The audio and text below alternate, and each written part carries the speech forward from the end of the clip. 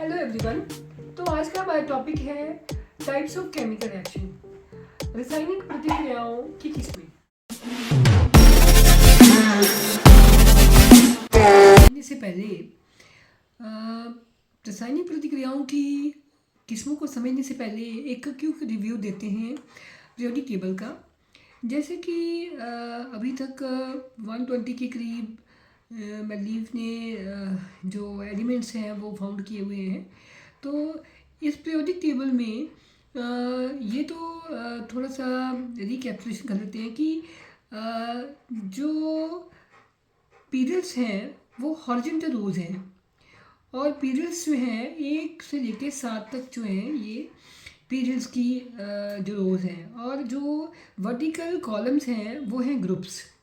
और 18 जो ग्रुप्स हैं, 18 जो वर्टिकल, ये जो वर्टिकल कॉलम है इस साइड को, वो क्या है, ग्रुप्स हैं। और इनमें जो कलर डिफरेंस बताया है, जितने भी ऑरेंज हैं वो सारे क्या हैं, मेटल्स हैं। ब्लू जो बताए हैं नॉन मेटल्स हैं। येलो जो बताए हैं वो मेटलॉइड्स हैं। और जो लास्ट में helium, neon, argon, krypton, xenon, radon और ऑर्जियम है, वो सारी क्या है, नोबल गैसेस, जो इनर्ट गैसेस हैं, जो रिएक्शन नहीं करती। और ये दो जो हैं, ये यहाँ से लैंथेनाइड और एक्टिनाइड सीज है, ठीक है, यहाँ से। अब पीरियोडिक टेबल से जो एलिमेंट्स हैं, एलिमेंट मतलब तत्व जो हैं, यह पंजाबी में तत्व बोलते हैं। एलिमेंट्स और एलिमेंट्स मिलके कंपाउंड बनता है, और कंपाउंड मिलके मिक्सचर बनता है। मतलब जैसे एग्जांपल लेते हैं कि कार्बन और ऑक्सीजन को अगर हम दोनों ने ऐड किया, एक दूसरे में मिक्स किया, तो कार्बन मोनोऑक्साइड बना। अगर पानी में कार्बन डाइऑक्साइड डाली है तो ग्लूकोज मिला। तो ये जो पानी और कार्बन डाइऑक्साइड है, ये दोनों क्या है, कंपाउंड है। और ये जो ग्लूकोज बना है वो है मिक्सचर। अब किसी भी केमिकल रिएक्शन में जो रिएक्टेंट है, जो जिसे हम अभिकारक बोलते हैं, रिएक्टेंट से मिलाने के बाद हमें प्रोडक्ट मिलता है, मतलब जो उत्पाद है वो मिलता है। मतलब अभिकारक से मिलके हमें उत्पाद बनाता है। जैसे कच्चा माल हम लेते हैं तो उससे हमें क्या मिलता है, जो फाइनल जो हमारे पास प्रोडक्ट आया वो। अब टाइप्स ऑफ केमिकल रिएक्शन में सबसे पहले आती है कम्बिनेशन रिएक्शन, जिसे हम संयोजन प्रतिक्रिया या पंजाबी में संयोजन प्रतिक्रिया बोलते हैं।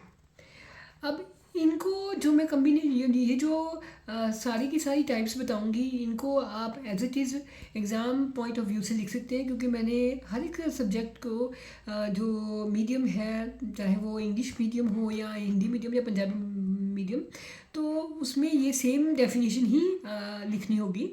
तो इसको समझने के लिए बड़ा आसान है, क्योंकि आगे मैंने इसको एक्टिविटीज़ में, जो क्लास में एक्टिविटीज़ करवाई जाती हैं टेस्ट ट्यूब में, वो मैंने इसके साथ साथ में ऐड की हैं। तो चलिए, पहली है combination reaction. In these reactions 2 और more than 2 reactants combine to form a single product.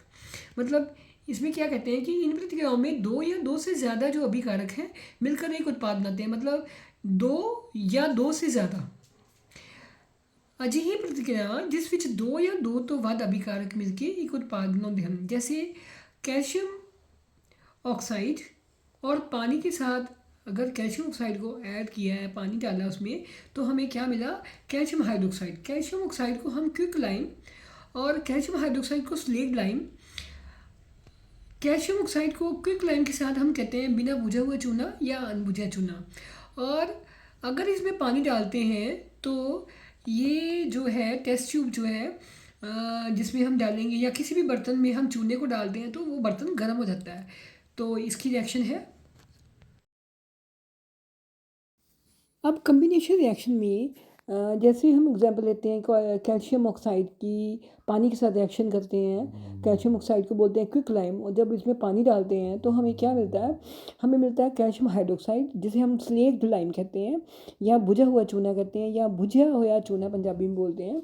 तो जब वाइट वॉश करवाते हैं घरों में, तो हमें जो चूना होता है उसमें पानी डालते हैं, तो उसकी रिएक्शन होती है, क्या होता है कि बर्तन जो जिसमें वो पानी और चूना डाला गया है वो बर्तन गर्म हो जाता है। तो कुछ देर के बाद उसका टेम्परेचर कम होता है। अब अब दूसरी है डिसोसिएशन रिएक्शन, मीन्स अपघटन प्रतिक्रिया या पंजाबी में अपघटन प्रतिक्रिया। इसमें क्या है कि in these reactions single reactant breaks into two और मोर देन टू सब्सटेंसेस, मतलब वे प्रतिक्रियाएं जिनमें एक अभिकारक दो या दो से ज़्यादा सरल पदार्थों में टूटता है। पंजाबी में ਉਹ प्रतिक्रियावां जिस ਵਿੱਚ कोई यौगिक दो या दो तो ਵੱਧ सरल पदार्थों में टूटता है। इसमें हमने दो जो केमिकल रिएक्शंस हैं वो लिए हैं। जैसे कैल्शियम कार्बोनेट है, इसको अगर हम ज़्यादा गर्म करेंगे तो कैल्शियम ऑक्साइड और कार्बन डाइऑक्साइड निकलती है।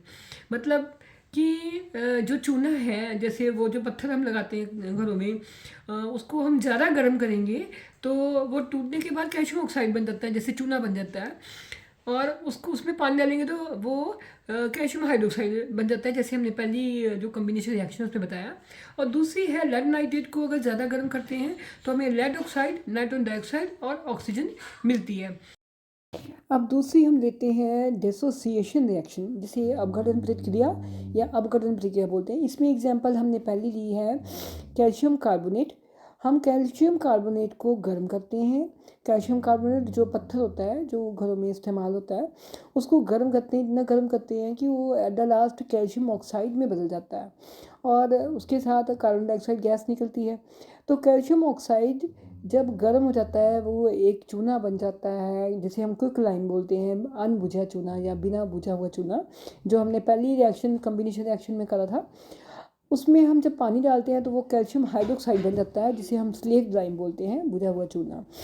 तो ये है पहली रिएक्शन कैल्शियम कार्बोनेट की।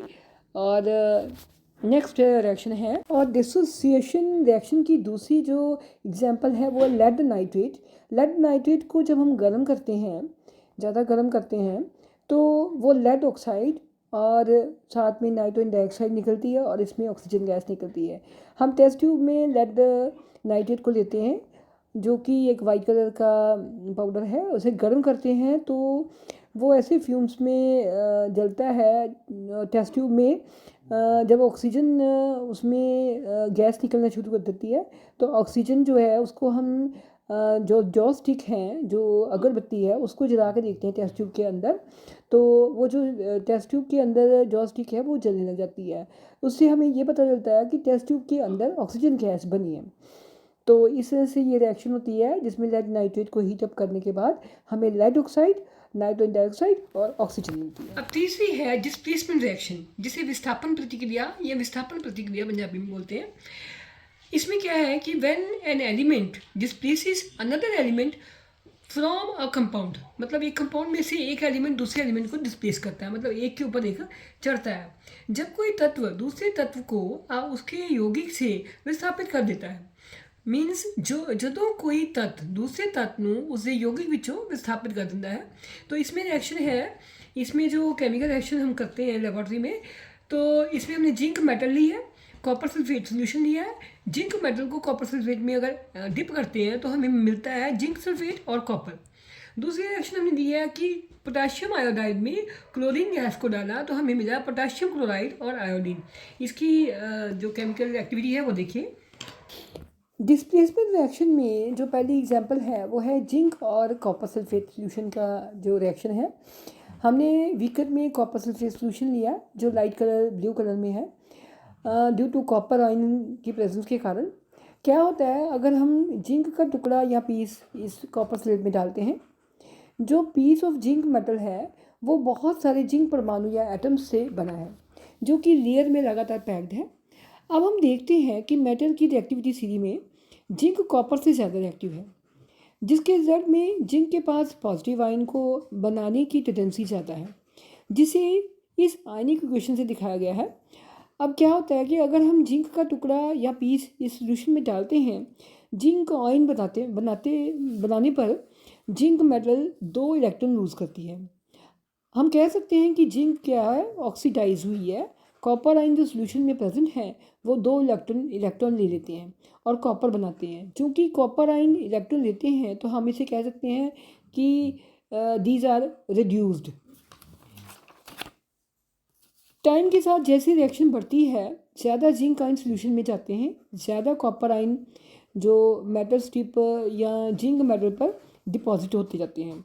तो हम कह सकते हैं the more reactive metal can displace a less reactive metal from its solution.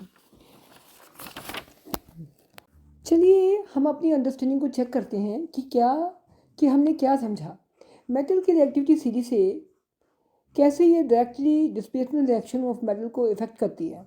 यहाँ पर हमारे पास एक बीकर है जिसमें हमने कलरलेस जिंक सोल्यूशन लिया और उसमें एक कॉपर का पीस डाला।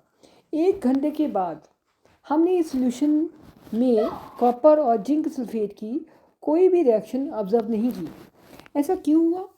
अगर हम मेटल की रिएक्टिविटी सीरीज देखते हैं तो कॉपर जिंक से कम रिएक्टिव है, कम क्रियाशील है, इसलिए कोई भी रिडॉक्स रिएक्शन नहीं हुई। दोनों जिंक और कॉपर अपनी सेम स्टेट में ही रहे। तो ये थी displacement reaction. Double displacement reaction जिसे हम कहेंगे दोहरी विस्थापन प्रतिक्रिया या दोहरी विस्थापन प्रतिक्रिया पंजाबी में। तो इसमें क्या है कि in such reaction two different atoms और group of atoms exchange themselves with each other. इन प्रतिक्रिया में दो अलग अलग परमाणु या परमाणुओं के समूह का आपस में आदान प्रदान होता है। पंजाबी में कहेंगे इस प्रक्रिया विच दो ਵੱਖ-ਵੱਖ परमाणु या परमाणुओं ਦੇ समूह का आपस विच आदान प्रदान होता है। इसमें हमने दो लिए हैं, जैसे बेरियम क्लोराइड है और सोडियम सल्फेट है। तो सल्फेट जो है, ये जो सल्फेट है, ये बेरियम के साथ ऐड हो जाएगा और क्लोरीन जो है सोडियम के साथ मिलके नमक बनाएगा, मतलब बेरियम सल्फेट और नमक बनेगा। और दूसरी रिएक्शन हमने दी है सिल्वर नाइट्रेट और सोडियम क्लोराइड, जो नमक हम घर में इस्तेमाल करते हैं। तो सिल्वर नाइट्रेट से नाइट्रेट जो है वो सोडियम के साथ ऐड हो जाएगा और AgCl मतलब सिल्वर क्लोराइड बन जाएगा और सोडियम नाइट्रेट बन जाएगा। तो इसकी रिएक्शन देखते हैं। अब डबल डिस्प्लेसमेंट रिएक्शन में हमने 2 टेस्ट ट्यूब ली। एक में 5 ml बेरियम क्लोराइड और दूसरे में 5 ml सोडियम सल्फेट सोल्यूशन लिया। टेस्ट ट्यूब को A और B का नाम दिया। दोनों सोल्यूशन जो हैं सोडियम सल्फेट और बेरियम क्लोराइड साफ़ हैं, क्लियर हैं और ट्रांसपेरेंट हैं। दोनों ही कलरलेस हैं और ट्रांसपेरेंट हैं। अब हम सोडियम सल्फेट में बेरियम क्लोराइड को मिक्स करते हैं। हमें मिक्सचर में वाइट प्रेसिपिटेट्स दिखते हैं। रिएक्शन में इंस्टेंटेनियस कम से कम एक उत्पाद या प्रोडक्ट जो है वो वाइट इनसॉल्युबल सब्सटेंस है। 20 मिनट सोल्यूशन को ऐसे ही छोड़ने के बाद जो वाइट प्रेसिपिटेट्स नीचे बैठ जाते हैं और जो ऊपर सेडिमेंट है कलरलेस हो जाता है। इनसॉल्युबल हैवियर पार्टिकल्स सेडिमेंट बनाते हैं। ये रिएक्शन डबल डिस्प्लेसमेंट रिएक्शन है क्योंकि दोनों रिएक्टेंट आयंस एक्सचेंज करते हैं। और दूसरी जो रिएक्शन है इसमें हम एक टेस्ट ट्यूब में सिल्वर नाइट्रेट लेते हैं जो कि कलरलेस है। उसमें सोडियम क्लोराइड जो कि साल्ट या नमक डालते हैं, जिससे हमें क्या मिलता है, वाइट प्रेसिपिटेट्स बनते हैं। और इस रिएक्शन में सिल्वर क्लोराइड और सोडियम नाइट्रेट हमें एज ए प्रोडक्ट मिलते हैं। तो ये थी टाइप्स ऑफ केमिकल रिएक्शंस। आशा है कि आपको ये वीडियो पसंद आई होगी। तो लाइक, सब्सक्राइब और शेयर करना ना भूलें। मिलते हैं ऐसी ही ज्ञानवर्धक वीडियो के साथ। Thanks for watching the video.